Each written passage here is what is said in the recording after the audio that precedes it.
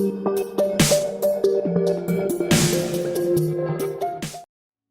día de hoy quiero que ustedes aprendan, amigos y amigas, hermanos y hermanas, acerca de la familia más vistosa y más importante de la palabra de Dios.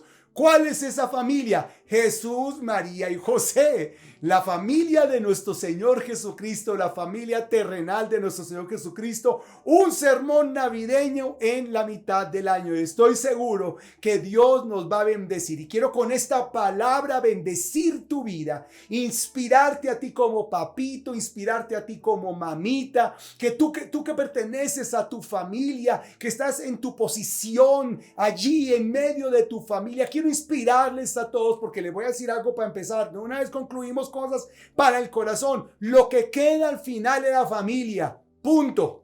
Tú puedes tener un trabajo, tú puedes ser famosa, famoso, tú puedes tener amigos y amigas, tú puedes hacer 20,000 cosas en la vida, pero al final los que te van a acompañar en tu lecho de muerte son tu familia. Así que vamos a hablar acerca de esos principios, de esos elementos maravillosos que juzgan, que bendicen una preciosa familia. Y qué mejor que empezar, que hablar el día de hoy de la familia de nuestro Señor Jesucristo. Amén. Así que preparémonos a recibir esta palabra. Pues hablar de la familia en la Biblia es un tema recurrente, es un tema, mis hermanos, del cual podemos en la Biblia encontrar centenares de consejos desde el Génesis hasta el Apocalipsis, empezando, hermanos, por Adán y Eva, que Dios los conformó como pareja, la manera como los hizo, y terminando en la Nueva Jerusalén, en el cielo, en donde todas las familias de la tierra se reúnen con nuestro Señor Jesucristo para estar con Él allá por la eternidad. Y yo estoy seguro que ustedes también van a estar allí. Amén. Así que digan amén. Allí donde están, Dios nos bendice y nos levanta. Así que en la Biblia encontramos centenares de ejemplos, mis hermanos queridos, de familias por aquí y por allá. Ahora, estamos pensando en hablar de la familia perfecta. ¿Cuál es la familia perfecta? A ver, la familia perfecta fue la de Adán y Eva, a ver, o la de Abraham, no, quizás la de José, o no, de pronto la familia perfecta es la de David. ¿Cuál es la familia perfecta en la palabra de Dios, mis hermanos? Y cuando ustedes hacen un barrido de la palabra de Dios, porque espero que estén leyendo la palabra, espero que estén disfrutando de la Biblia, disfruten de la palabra de Dios, porque un día esto podrá ser quitado, mi hermano, y lo que quede en nuestro corazón, ese va a ser nuestro mayor tesoro. Yendo a la palabra de Dios encontramos, hermanos, ejemplos de familias por montones, pero qué casualidad, qué cosa tan increíble que la mayoría de las historias de las familias de la Biblia son historias de familias disfuncionales.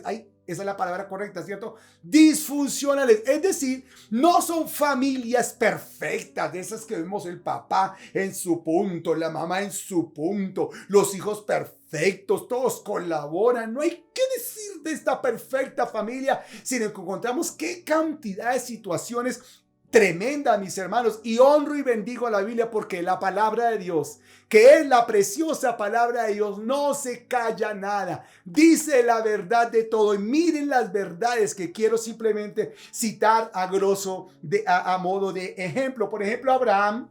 Hermanos, la familia de Abraham, ya conocen, casado con Sara, pero Abraham, hermanos, no esperó la buena voluntad de Dios, y queriendo tener prole con su esposa, mis hermanos, finalmente, así eran las costumbres de la época, engendró un hijo con su esclava, con su sierva Agar, y de ahí es donde viene todo ese sistema, mis hermanos, de los descendientes de Abraham. Ustedes saben cuánto problema hubo, hermanos, de ahí para adelante hasta estos días. ¿Se acuerdan ustedes precisamente de Rebeca, la esposa de Isaac? Hermanos, la búsqueda de Rebeca como esposa de Isaac es magnífica, es muy inspiradora, y te animo que lo encuentres en la palabra de Dios. Pero resulta que cuando ya se formó la familia, Rebeca tenía un hijo consentido, y el hijo más cercano a su corazón, que se llamaba como Jacob. Pero Isaac, el padre, el patriarca de la casa, quería a su hijo Esaú. quería a su hijo Esaú, y en la costumbre de esa época se pedía la bendición patriarcal para el hijo mayor. Y ustedes se acuerdan cómo Jacob, ayudado por la mamá, engañó a su padre, que ya estaba como ciego y muy viejito, le puso cierta vestimenta, cierto disfraz. El padre le dio la bendición mayor a Jacob, quien le había robado la primogenitura a Esaú, y ahí encontramos otra familia con conflictos, con circunstancias difíciles y complicados. ¿Saben qué? La Biblia está llena de viudas. Desde Génesis hasta Apocalipsis encontramos viudas por doquier, mis hermanos queridos. Y estas viudas tenían muchas necesidades, demasiadas necesidades, porque sus esposos, la mayoría, iban a las batallas, iban a las guerras, hermanos, morían por allá, y ellas quedaban viudas y quedaban desamparadas, querían a la misericordia del pueblo. Una de ellas, ¿se acuerdan ustedes? Fue Ruth, hermanos, que murió su esposo y tuvo que hacerse cargo de su suegra, que se llamaba Noemí. ¿Se acuerdan de ella? Y ella tenía que vivir de las migajas. Acuérdense que Booz, el dueño del campo, le dejaba ahí un poco de trigo para que ella recogiera. Siento que es una historia de muchas mujeres que les toca solas en la vida. ¿Se acuerdan ustedes de los hermanos de José? Ay, ay, ay, qué familia, ¿cierto que sí? Los hijos de Israel, los hermanos de José, y también inclusive los hermanos de David. ¿Se acuerdan que los hermanos de José, celosos con su hermanito menor, no lo querían, tenían unas trifulcas, unos problemas? Pasa en las mejores familias, las dificultades entre hermanos, ¿cierto que sí? ¿Se acuerdan los hermanos de David? David iba allí a llevarle, hermanos, el alimento en medio de la batalla, y los hermanos extrañaban que su hermano menor, que era pastor de ovejas, viniera donde estaban los hombres peleando las batallas con sus armas y todo. Hermanos en conflicto, hermanos en celos, etcétera, etcétera. ¿Saben qué, hermanos? La Biblia nos habla acerca inclusive de violaciones intrafamiliares. El caso de los hijos de David, Amón y Tamar. Amón se enamoró perdidamente de su medio hermana y se desesperó tanto que terminó violándola y desechándola. Fruto de eso, hermanos, Absalón, el hermano de Tamar, lo citó en algún lado, hermanos, y lo descabezó, lo asesinó. Imagínense las circunstancias tan duras y tan difíciles que encontramos en esta familia: violaciones, asesinatos, etcétera, etcétera, etcétera. Por allá en el libro de Jueces encontramos la historia de un patriarca, de un hombre viejo fanático, que su hija fue violada por unos hombres, y este fanático tomó a su hija, la partió en pedazos. Bueno, hizo una situación ahí toda complicada, mis hermanos. ¿Ustedes han leído acerca del profeta Oseas? Pues Oseas era un hombre seguidor del Señor y terminó casándose con una prostituta que lo traicionó 20 veces, hermano. Hermanos, imagínense en esa historia. Qué familia las que encontramos en la Biblia. Lo terminó traicionando muchísimas veces, y Oseas nuevamente le pedía perdón y la traía para la casa, y nuevamente se iba, y él la iba y la buscaba, la traía a la casa y nuevamente lo volvía a traicionar. Hermanos queridos, historias impresionantes, historias de familia, queridos hermanos. ¿Ustedes se acuerdan de nuestro Señor Jesucristo? Jesucristo, mis amados hermanos, tenía unos hermanitos, pero qué hermanitos, hermanos. Hermanos, no hay cuña que más apriete que la del mismo Padre, y sus hermanos no creían en él. Ahorita más tardecito, en unos minutos, vamos a leer unos textos bíblicos que nos hablan al respecto. Y se acuerdan ustedes allá en la iglesia primitiva, Hechos capítulo número 5, la historia de Ananías y Zafira, esta pareja linda, hermosa de la iglesia evangélica, con su Biblia debajo del brazo y toda la cantidad de cosas. Se sientan ellos, se toman un café y comienzan a pensar: oiga, amor, Hola, mi cariño hermoso, mi cielito lindo. ¿Cómo engañamos a la iglesia? Para que sepan que estamos dando hartos diezmos. ¿Cómo engañamos a los pastores? Para que lo hagan. Imagínense, hay parejas que se ponen de acuerdo, no para hacer el bien, sino para hacer el mal. Pero ustedes saben que Dios está al frente. Dios se sabe todas las cosas. A Dios no lo podemos engañar. Oigan, mis hermanos queridos, ven entonces, caramba, que después de ver estas historias no encontramos la familia perfecta. ¿O será que la familia perfecta es la tuya? ¿Tu familia sí es la familia perfecta, mis hermanos queridos? Mire, más bien lo que queda claro precisamente en la palabra de Dios es que, mis amados hermanos, todas las familias, hermanos, que son disconformes, son torcidas, con problemas, con dificultades, unas aburridas, unas con ilegalidades, con problemas, con dificultades, con choques internos, mis hermanos, llenas de experiencias malas, llenas de experiencias difíciles, mis hermanos, que van para la destrucción. Son momentos, son familias en las cuales Dios puede actuar, en las cuales Dios se puede manifestar, en las cuales Dios puede intervenir para bendecirlas. Así que escúchame bien, cualquier parecido con nuestra realidad, con tu realidad, con mi realidad, no es pura coincidencia. Dios quiere actuar ahora mismo en nuestras familias. Dios quiere intervenir en tu vida, en mi vida, en nuestra familia. Dios quiere apersonarse en nuestras circunstancias, porque ya llegamos a la conclusión que no somos la familia perfecta, a no ser que la tuya sí sea la familia perfecta. Pero en nuestro caso, en el caso que corresponda, gracias al Señor que Él está interesado, hermanos y hermanas, en intervenir en nuestras familias para mejorarlas. Es una oportunidad de Dios para bendecir nuestras vidas de una manera extraordinaria y bendecida, mis queridos hermanos. Así que, mis amados hermanos, yo quiero en el día de hoy acercarme un poquitico más, particularizar un poco más el tema para centralizarnos en la familia que les anuncié al principio. Quiero que hablemos de Jesús, María y José, la Sagrada Familia. Hágame el favor. Hablemos de nuestro Señor, de la familia de nuestro Señor Jesucristo. ¿Esa sí es la familia perfecta? No. No es la familia perfecta, o por lo menos no es la familia perfecta en nuestras expectativas. La familia perfecta en las expectativas de Dios es la familia abierta a nuestros hijos, la familia que cree en nuestro Señor, la familia que a pesar de las dificultades, las pruebas y las circunstancias permanece unida, sigue unida y busca hacer la voluntad de nuestro Señor en medio de las circunstancias difíciles que estamos viviendo. Si esa es tu familia, si esas son las características de tu familia, hermano y hermana, entonces te pareces a la familia de nuestro Señor Jesucristo. Ahora vamos a ir por partes y vamos a ir desgranando el asunto. Hablemos entonces de José, el papá de la familia. A ver, José, mis hermanos queridos, tenía una particularidad muy positiva. Era descendiente del linaje real. Recuerden que él está allí en la genealogía de Mateo capítulo número 1, y por tanto pues tenía cierta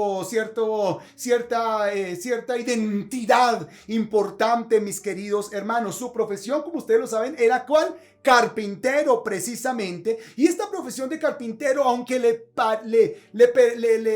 a ellos como familia les daba la oportunidad de vivir una vida más o menos cómoda, no era la mejor vida. No es que fueran ricos, mis hermanos, porque en ese tiempo los ricos eran los que poseían tierras y ganado. Así que ellos vivían más o menos, eran digamos más o menos de la clase media. Otro elemento importante que también hay que tener en cuenta es que ellos vivían en Belén. hermanos. Y Belén era como vivir, mis hermanos, yo no sé en qué pueblo, porque no quiero ofender a nadie, por allá en el monte, por allá en un pueblito que no va nadie, que nadie conoce, que no está en Google Maps, hermanos queridos. No se encuentra por ningún lado, un pueblo que no pasa absolutamente nada, mis hermanos. Entonces, Belén era un lugar por allá perdido. De hecho, hay una profecía con respecto a la lejura y a la distancia y a lo pequeño que era Belén, y esa la encontramos en Miqueas capítulo 5, el versículo 2, que dice: pero tú, Belén Efrata, pequeña para estar entre las familias de Judá, de ti me saldrá el que será Señor en Israel, y sus salidas son desde el principio de los días de la eternidad. Una ciudad pequeña da a luz un hombre grande, y así declaro que será en tu casa. Tus hijos, tu familia, tus descendientes son gente grande, gente hermosa, gente piadosa, gente próspera. ¿Cuántos dicen amén? Los veo. Eso. Todo el mundo diciendo amén, porque así declaro yo a mi hija, una hija próspera, bendecida. A mis descendientes les va a ir bien todos los días de su vida. Dígaselo ahí a sus hijos. Ahí donde están, hijita, tú eres mi bendición. Te bendigo en el nombre del Señor. Serás próspera todos los días de tu vida. Dígaselo sin pena. Eso, usted niño, recíbalo. Sí, papá, sí, mamá, sí, abuelo, sí, abuela. Vamos todos a ir diciéndolo, porque el Señor así lo está declarando en este día de la familia. Bendito sea el nombre del Señor. Ahora, mis queridos hermanos, que Jesús naciera en Belén nos habla acerca, hermanos, de la humildad de nuestro Señor Jesucristo. Precisamente nacer en Belén no era como nacer, como si hoy viviéramos, hermanos queridos, en Dubái o quizás en París. ¿Dónde vives tú? No, yo vivo en la Quinta Avenida, en tal lugar y todo eso. No, hermanos. Era un pueblito insignificante, pero eso precisamente hablaba de las características que formaban, hermanos queridos, la familia de nuestro Señor Jesucristo.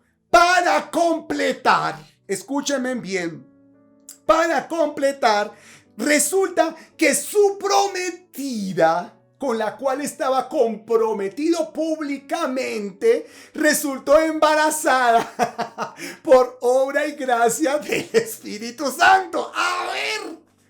Un hombre piadoso, un hombre lindo, un hombre con ascendencia, linaje davídico y toda esta cantidad de cosas. Y todo el mundo sabía que estaba comprometido, porque los compromisos eran públicos por un año, al término del cual se tenían que casar. Y su esposa resulta, mis hermanos queridos, embarazada del Espíritu Santo, del cual hasta esa hora nadie había escuchado hablar. Nadie sabía. El Espíritu Santo, ¿ese quién es? ¿Dónde vive? ¿Cómo se come? ¿Qué es eso? Nadie sabía del Espíritu Santo. Y usted, ¿por qué está embarazada? No, es que es de la obra y gracia del Espíritu Santo. A ver, ¿usted qué haría? Como dice la canción, ¿usted qué haría? ¿Usted qué haría? A ver, hermano, tremendo, ¿cierto que sí? Pero quiero aclararles varias cosas con respecto a este tema. Lo voy a leer. Según las costumbres de la época, el matrimonio debería celebrarse al año siguiente del compromiso, pues este compromiso era un contrato obligatorio conocido por todas las personas. Ahora, ¿qué alternativas le quedaban a José? Cuando está comprometido y su esposa resulta, hermanos, ya embarazada, ni siquiera la había tocado, hermanos queridos. Noten ustedes, quiero leer el siguiente párrafo para que lo tengamos en cuenta.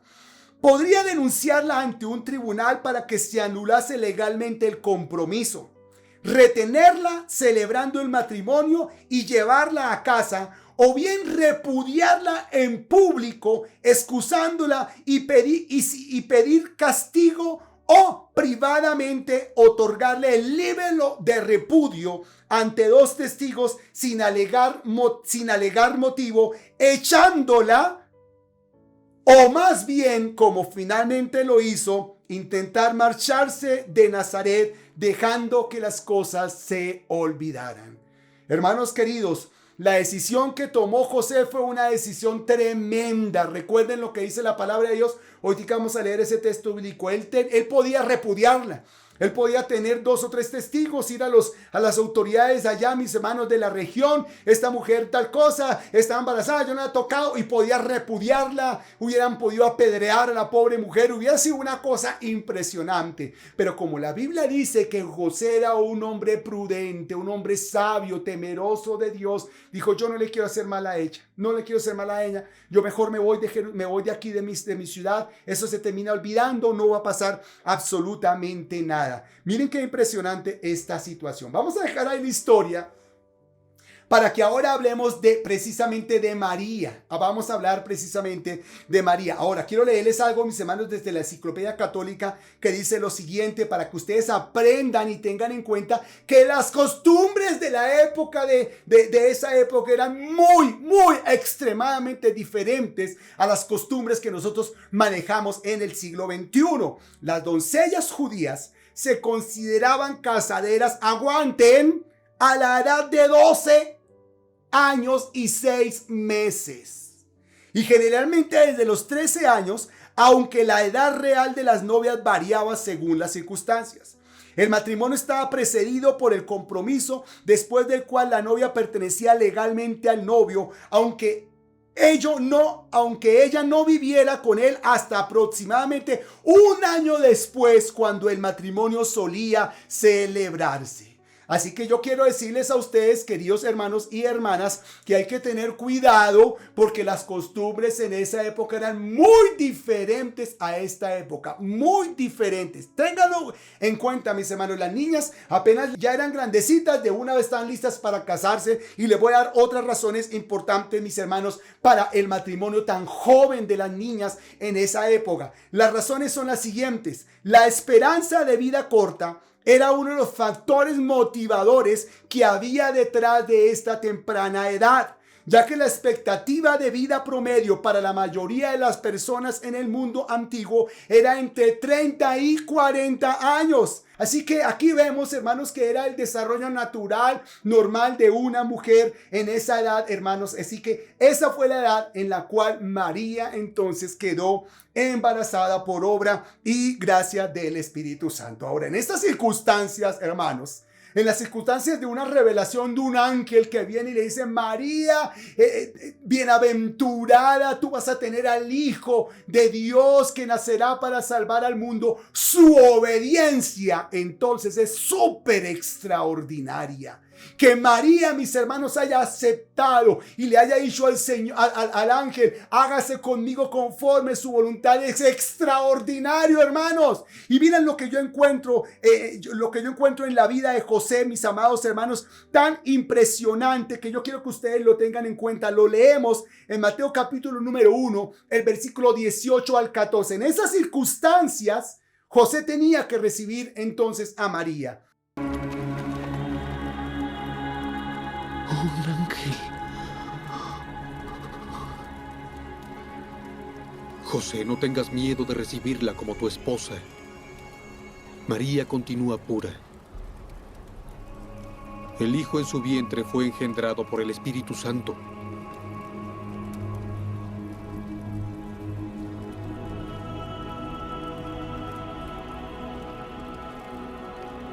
Y eso es para que se cumpla lo que fue dicho por el profeta. He aquí que una virgen concebirá y dará a luz a un hijo que salvará al pueblo de sus pecados. Su nombre es Jesús. Pero ya hablamos de José, ya hablamos de María, ahora vamos a hablar de nuestro Señor Jesucristo, de Jesús el Hijo. Jesús el Hijo. A ver, Jesús fue el primogénito de la familia, mis queridos hermanos. Pero a ver, el nacimiento de nuestro Señor Jesucristo fue extraño, fue raro, fue diferente. Siendo el Hijo de Dios, no nació dentro del seno de una pareja legalmente establecida, nació fuera, antes del matrimonio. ¿Les suena raro a ustedes eso? ¿Cuántos niños niñas han nacido, hermanos, antes del matrimonio, han sido procreados en medio de una fiesta, una circunstancia violenta, etcétera, etcétera. Pero el amor de una madre o el amor de un padre, quizás yo no sé, de juntos, los instiga para seguir adelante, mis hermanos, y sacarlos adelante. Han crecido no dentro de los estándares normales que espera la sociedad, sino en estándares difíciles, experiencias complicadas, mis hermanos queridos. Ahora, María decía que era por obra y gracia del Espíritu Santo. Es decir, entonces usted está esperando, ¿hijo de quién? Sí, del Espíritu Santo. ¿Y quién es el Espíritu Santo? Por ello la podrían terminar, hermanos queridos, la podían terminar apedreando, acabando con ella, hermanos. Ese era un tema muy delicado para esa época. Y para completar, María comienza a crecer su barriguita, está embarazada y comienzan a suceder cosas extraordinarias, cosas increíbles, mis hermanos. Un día fui a visitar a su prima y justo estando con su prima, que también está embarazada de Juan el que en el futuro iba a ser Juan el Bautista, el precursor de nuestro Señor Jesucristo, Juan saltó en el vientre de Elizabeth, recibió el bautismo del Espíritu Santo, mis amados hermanos. Fue algo impresionante, cosas que estaban pasando de una manera tremenda. Oiga, en unas circunstancias de una mamá que está embarazada, de una joven que está embarazada, hermanos, que Dios, nadie quiere, lo que menos quiere es que alguien se entere de eso, ¿cierto que sí? Más bien calladitamente, callemos eso, que nazca eso, después miramos cómo anunciamos, eso la gente finalmente se da cuenta, quedemos callados y todo eso. ¿Y se acuerdan ustedes cómo fue el nacimiento de nuestro Señor Jesucristo? ¡Ábrete el cielo que desciende un coro celestial que ha nacido el Salvador! Y los pastores se preguntan, ¿dónde fue eso? Allá en Belén, hermanos, y por allá en un pueblo de más allá, allá del norte, 3 reyes magos están viendo las estrellas que lo dirigen ante el rey de los judíos que ha nacido, hermanos, y el nacimiento de nuestro Señor Jesucristo fue notorio. El crecimiento de Jesús lo conoció todo el mundo. Mejor dicho, María no pudo guardar el secreto. Fue algo difícil, fue algo complicado, mis hermanos queridos. Ay, hermanos, eso nos habla tanto de nuestras familias. Eso nos habla tanto de las circunstancias que vivimos cuando una de nuestras hijas o nuestros hijos falla en esa circunstancia, mis hermanos. Los padres querían un matrimonio, querían X o Y situación con sus hijos, hermanos, pero resulta que los chicos se adelantaron, se comieron las onces antes del recreo y hay una barriguita que está creciendo. Tantas cosas que pasan por la mente de las personas, mis hermanos. Miren, aquí está la palabra de Dios hablándonos. Aquí está el Señor diciéndonos que para el Señor no es ajeno lo que nos pasa, que para el Señor, mis amados hermanos, estas circunstancias no lo toma por sorpresa, sino que el Señor tiene respuestas, y la palabra del Señor dice que a los que aman a Dios todo ayuda para bien, los que cumplen su propósito. Tú estás dispuesto a cumplir el propósito de Dios. Pues aquí está, mi hermano querido, la palabra de Dios hablándonos en torno a una familia que no fue la familia perfecta como todos quisieron, pero fue una familia que estaba cumpliendo la perfecta voluntad de nuestro Señor. Ahora, ya describimos a los 3, ahora vamos a aprender lo que aprendemos de cada uno de ellos. Por ejemplo, de José aprendemos, mis amados hermanos, que a veces los padres tenemos que tomar decisiones y tenemos que hacer algo extraordinario con tal de salvar, proteger o guiar a nuestra familia. Por allá hay un padre, mis amados hermanos, que está escuchando que la vacuna sí, que la vacuna no, que esto, que aquello, que tal cosa y todo ello. Pero el padre toma la decisión así o asá. Por allá hay otro padre que está diciendo, nos vamos de este pueblo, nos vamos de este barrio, nos vamos de esta ciudad. Pero mi amor, ¿por qué? Pero el colegio de los niños, pero es que el barrio, pero es que los niños, pero es que aquí crecimos. ¿Qué tal cosa? Nos vamos de aquí porque quiere que sus hijos, su siguiente generación crezca, viva en un lugar más seguro, más estable, etcétera, etcétera. Yo veo otro padre por allá diciendo, mis hijos van a estudiar en este colegio, así nos cueste lo que nos cueste, porque nuestros hijos tienen que recibir la mejor educación. ¿Cuántos padres han tomado esas decisiones? Se necesitan padres que tomen decisiones extraordinarias. Decisiones que a veces chocan, decisiones difíciles, decisiones que los otros no entienden. Algunos podrían ver a José como un hombre débil, como un hombre que aguantó las cosas, como un hombre que se cayó las verdades, pero él estaba tomando una decisión no solamente por su reputación, estaba tomando una decisión por la humanidad entera, por una mujer, por una jovencita de 13, 14 años, por ti y por mí, hermano querido. Así que necesitamos hombres y mujeres, hombres, varones, hermanos queridos, que sean sensibles a lo que está sucediendo, sensibles a sus hijos, sensibles a su cónyuge, sensibles a las circunstancias que están viviendo. Hombres que tomen verdaderas decisiones para bendecir, hermanos queridos, a su familia. María, una madre, hermanos queridos. Mire, lo primero que encontramos de María en lo que ella aporta para la familia es acerca de su sumisión, hermanos queridos, y su corazón abierto a la palabra de Dios. Gracias a Dios por nuestras bellas, hermosas mujeres, líderes vibrantes, hermosas, apasionadas por la palabra de Dios, que tienen sus oídos abiertos, su corazón dispuesto para decirle al Señor: ¿qué me quieres dar? Háblame, convérsame, dime qué me quieres revelar. Y María era una de ellas. De eso María es extraordinaria, súper extraordinaria. ¿Saben por qué? Porque lo que le estaba pasando era raro. A ver, ¿qué obra y gracia del Espíritu Santo? ¿Eso cómo es? Imagínense, hermanos, era un milagro impresionante. Y ella dice: Señor, que se haga conmigo lo que tú quieras, mis hermanos queridos. Es que saben una cosa. A veces los planes del Señor son imposibles, perdón, a veces no. La mayoría de las veces los planes del Señor son imposibles de entender. ¿Quién comprende los planes del Señor? El Señor le dijo a Abraham: vete de tu tierra, de tu parentela, a la tierra que te voy a mostrar. A ver, pero ¿cuál es el camino? Usted camine. Pero, y para comer, para alimentarnos, mire toda esta prole que tengo, todas mis cosas. Váyase, dé el primer paso.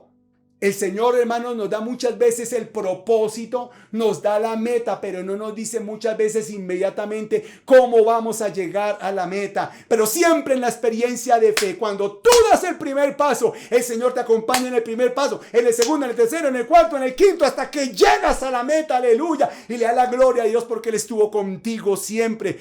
Dios le dijo, hermanos, a Moisés: Moisés, ande delante de mí, camine, sea perfecto, que yo estaré contigo. Mi presencia irá contigo y te dará aliento. Aleluya, al nombre de nuestro Señor, hermanos queridos.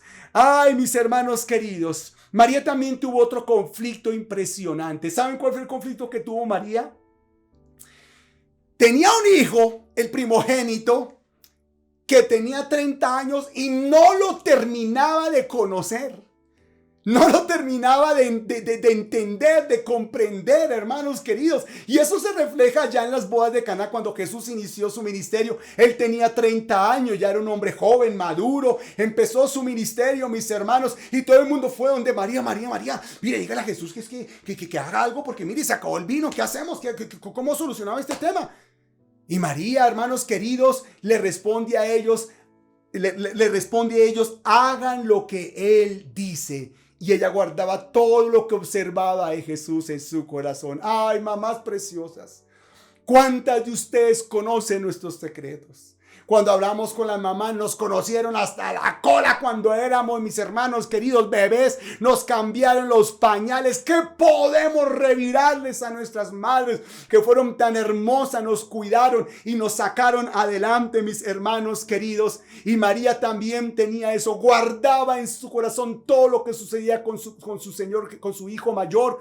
Hermanos, aún sin conocer las sorpresas que le deparaban y las respuestas que nuestro Señor daba hasta ese momento. Yo conozco mamás, hermanos queridos, Mamás, hermanos, que no hacen sino proyectar a sus hijos. Mamás que están pensando en que su hijo será el mejor, su hija será mejor en aquella cosa, en alguna circunstancia. Mamás que le dan libertad a sus hijos para que se desenvuelvan en la vida, hermanos queridos, para que salgan adelante, asuman retos, aprendan de las experiencias y den respuestas desde su interior a las cosas que están pasando. Y digo que las mamás, porque las mamás son ese motor que impulsa aquellas cosas en la vida. Ay, hermanos, los hombres inspiramos, los papás inspiramos a nuestros hijos e hijas para que sean bien, para que sean bendecidas. La sola presencia del papá inspira a su hijo a esforzarse y la mamá empuja, hermanos queridos. Ay, esas mamás las bendecimos, y María era precisamente una de ellas, impulsando a su hijo. Hagan lo que él diga. A ver, yo aquí protejo a mi hijo, yo soy guardaespaldas de mi hijo, el Hijo de Dios, y guardaba todo eso en su corazón. ¿Se imaginan los secretos del corazón de María? Qué linda, hermanos, nuestra preciosa María. Aleluya, al nombre del Señor. Ahora, hablando de nuestro Señor Jesucristo, tenemos que decir lo siguiente, hermanos y hermanas. Según lo que encontramos en la palabra de Dios, Jesús creció sin padre. Fue un hombre que creció criado, fue un hijo que creció criado por su madre. Después de que él fue presentado allá a los 12 años en Jerusalén, en el templo, fue la última vez que sabemos, hermanos, del papá de Jesús, de José el carpintero. Y según la tradición, la mayoría de los expertos están de acuerdo en que José había muerto mucho tiempo antes de llegar a la edad adulta de nuestro Señor Jesucristo. Jesús creció con un padre ausente, mis hermanos y hermanas. Ay, qué coincidencias con familias que yo conozco. O tú que me estás viendo la primera vez que es este sermón, que escuchas esta palabra, una palabra como estas. ¿Creciste sin papá? ¿Creciste con un padre ausente? Quizás estaba en casa, pero nunca te enseñó, nunca se dedicó a ti. Mira la experiencia de nuestro Señor Jesucristo. También le tocó exactamente lo mismo. Pero como les dije al principio, para seguir adelante, también encontramos una experiencia difícil de nuestro Señor Jesucristo. Y es que el resto de su familia ni siquiera creían en Él. No creían en Él. Él creció con ellos crecieron con Él y no creían en su ministerio. Miren lo que dice en Juan capítulo 7 del 1 al 8. Después de esto, Jesús andaba por la región de Galilea. No quería ir a Judea porque los líderes judíos buscaban una oportunidad para matarlo. Se acercaba la fiesta de las enramadas. Entonces los hermanos de Jesús le dijeron: deberías ir a la fiesta de Judea para que tus seguidores vean las obras que haces. Nadie que quiere darse a conocer hace sus cosas a escondidas.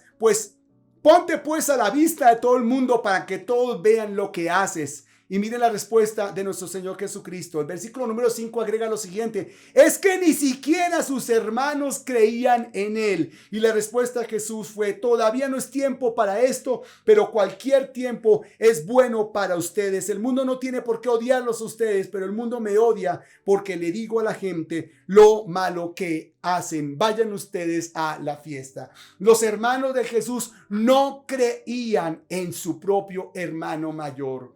Y yo conozco ciertos hermanitos que se la pasan peleando por ahí. Esos celos, esas contiendas que hay en las mejores familias. Las más pupis de la ciudad, o las más sencillas, o las más estudiadas, o las más pobres, o las más ricas, o las que viven en tal lugar, hermanos. Esos celos que no sirven para nada. Esos celos enfermizos entre hermanos, peleas, choques, conflicto, no confían el uno en el otro. Lo que quieren, mis hermanos, se revientan, se dicen verdades, se hieren, se destruyen y solamente se encuentran en los funerales de sus padres para pedirse perdón y luego repartirse en la herencia. ¿Qué es eso, hermanos y hermanas?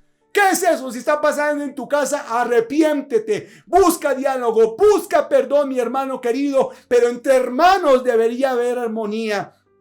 Debería haber compromiso, mis amados hermanos. Que Dios nos ayude y nos bendiga. De hecho, hubo un momento difícil en la vida de nuestro Señor Jesucristo, que Jesucristo un día estaba predicando y lo encontramos en Lucas, el capítulo número 11, el versículo 46 en adelante, en la palabra de Dios para todos. Dice lo siguiente: mientras Jesús continuaba hablando a la multitud, su mamá y sus hermanos estaban afuera esperándolo para hablar con él. Y alguien le dijo a Jesús: oye, tu mamá y tus hermanos están afuera esperando y quieren hablar contigo. Y Jesús le respondió: ¿quién es mi mamá y quiénes son mis hermanos?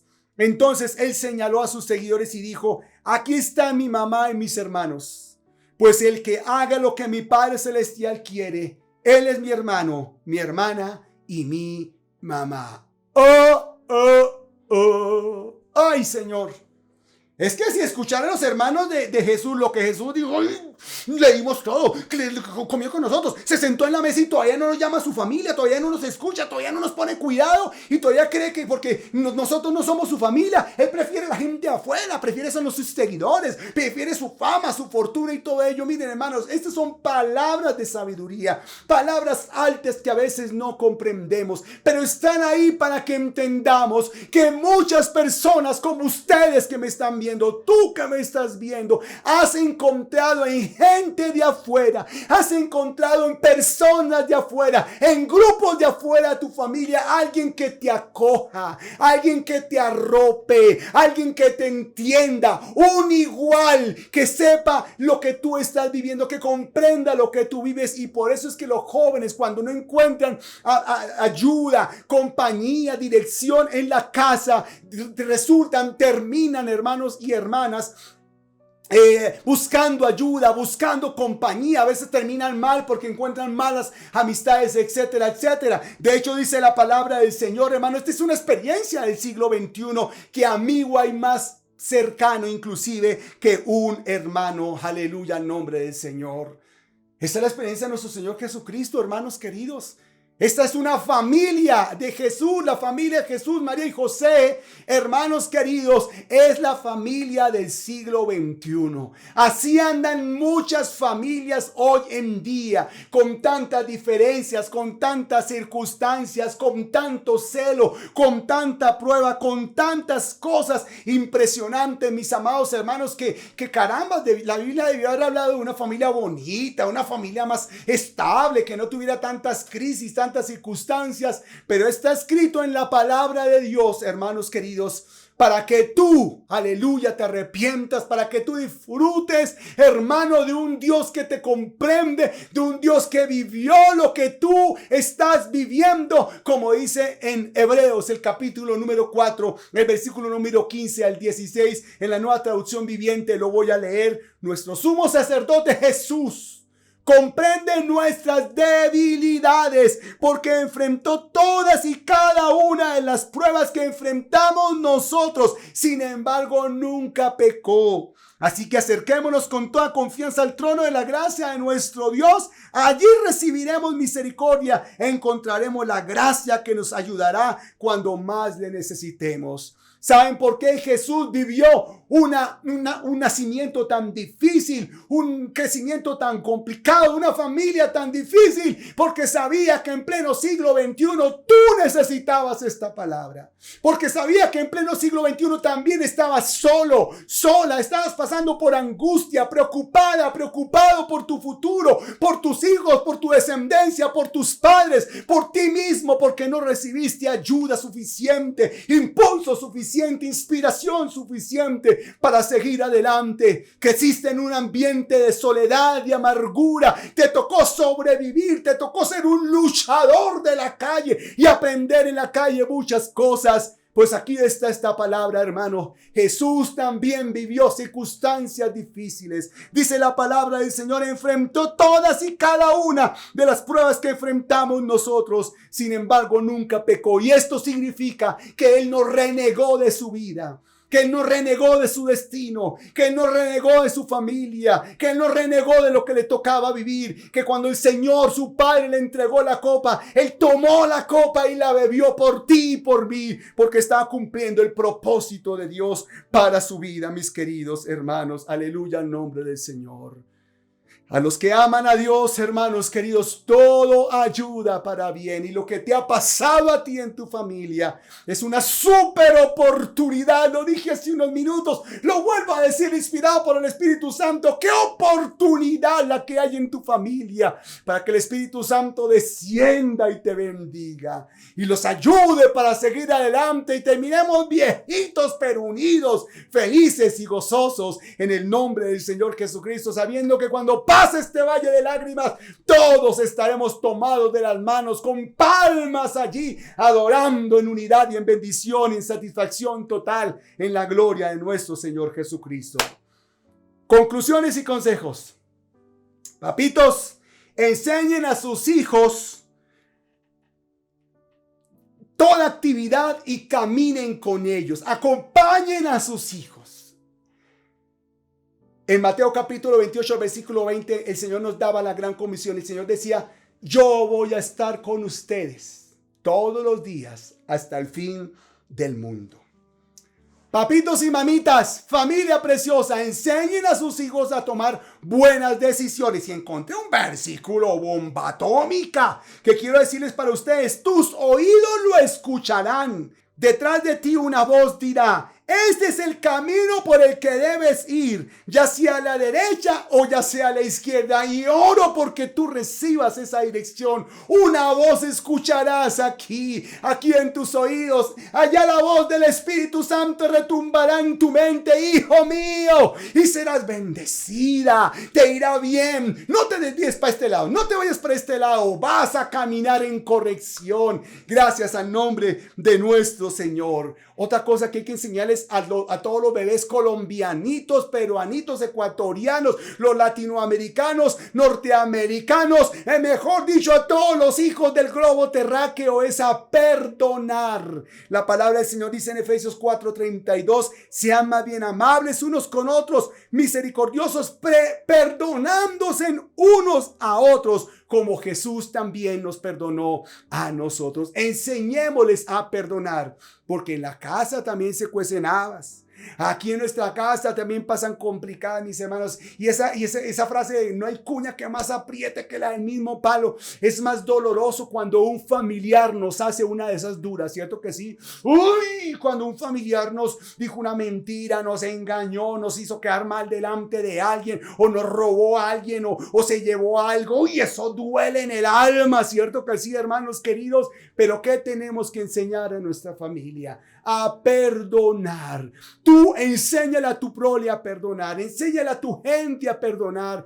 Tú perdona, tú recibe también perdón en el nombre de nuestro Señor. Ahora, papitos, tenemos que exigirle a nuestros hijos, pero la palabra del Señor también nos enseña en Colosenses capítulo 3, versículo 21. Padres, no exasperen a sus hijos para que no se desalienten. Oiga, hermano, usted sea un buen papá, sea una buena mamá. Corrijan a sus hijos, a sus nietos, abuelitos, los tíos, los que tengan que entrar en la corrección con respeto. Ustedes saben cuáles son los alcances que cada uno de nosotros tenemos como familia, pero no estemos encima de ellos acuciándoles y allá, hermanos queridos, obligándoles a hacer las cosas. Hoy se enseña con diálogo, hoy se enseña con razones, hoy se enseña con inspiración de Dios, hoy se enseña con obediencia, con ejemplo, y yo creo que ustedes van a ser muy buenos ejemplos de esta expresión en el nombre de nuestro Señor Jesús.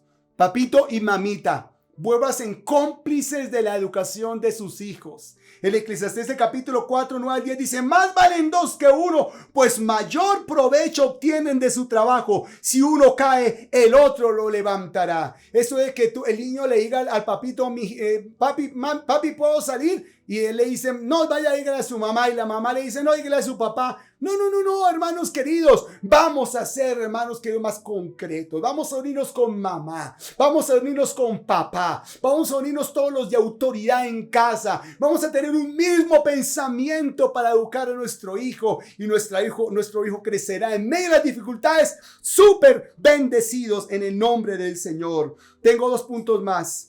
Enséñale a tus hijos el valor de los padres.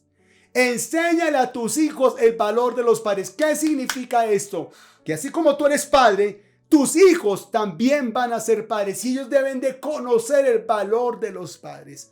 Un papá, una mamá, hermanos queridos, no son amigos de sus hijos, son los padres de sus hijos. Y yo quiero que ustedes capten esta idea que les estoy dando. Nosotros no somos los amigos de nuestros hijos. Mi hija tiene sus amigos, sus amigas. Yo no juego con ella Xbox como ella juega, como ellos juegan. Yo no me río como ellos se ríen, hermanos queridos. Ellos salen a hacer deporte y yo me canso a los 5 minutos, hermanos queridos. Yo no tengo esas capacidades. Tengo un pensamiento más cuadriculado. Yo soy su padre. Nosotros somos los padres de nuestros hijos y tenemos una relación muy diferente, muy distinta para nuestros hijos. Y yo quisiera que ustedes, hermanos, valoraran más el ser padres que el ser amigos de sus hijos. Ese es un punto muy clave y espero que en algún momento yo se los pueda ampliar, hermanos, en el futuro. Y por último, oremos por nuestros hijos y encomendémoslos a la gracia del Señor. Primera Samuel capítulo 1, versículo 27 dice: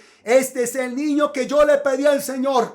Él me lo concedió. Ahora yo por mi parte se lo entrego al Señor. Mientras el niño viva, estará dedicado a él. Y entonces Ana se postró y adoró al Señor. Aleluya, en nombre del Señor. Oramos por nuestros hijos y es precisamente lo que vamos a hacer en este momento. Vamos a orar por nuestra siguiente generación y la vamos a colocar delante de la presencia del Señor. Conclusión, punto importante, amigo y amiga. Ojo a esto. Tu familia es la gran oportunidad de Dios para bendecirla. Sea la que sea, estés con quien estés sola, estés solo, estés recién separada, divorciada, de lo que estés viviendo, esa familia, dilo ahí, mi familia es para la gloria de Dios. Allí el Señor se va a manifestar y siempre reposará sobre tu casa. ¿Tú lo recibes? Bendice el nombre del Señor. Ay, Jesús no creció en la familia más perfecta. José, hermanos queridos, tuvo sus propósitos. María tuvo sus cosas. Jesús, mis hermanos, creció en medio de una familia difícil. Ay, ¿qué le vamos a hacer? Pero allí también se glorificó el nombre del Señor. Se glorificó nuestro Dios. Y así va a pasar contigo. Aleluya, en nombre del Señor.